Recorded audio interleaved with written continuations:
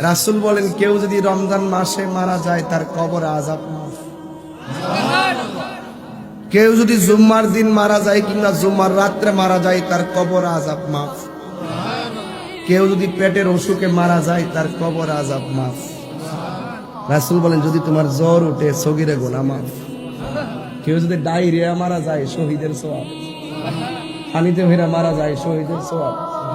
ডেলিভারিতে মহিলা মারা যায় শহীদের সওয়াব।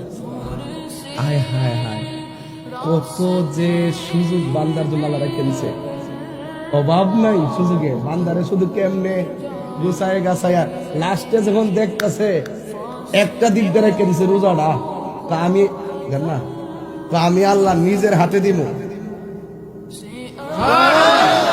রোজাটা যদি কবুল হয়ে যায়, আল্লাহর হাতের পুরস্কারটা যদি আই হুরে, আর আল্লাহর দেখা যদি হয়ে যায়, এই চোখ কি দুজকে যাবে? এই হাত কি দুজকে যাবে?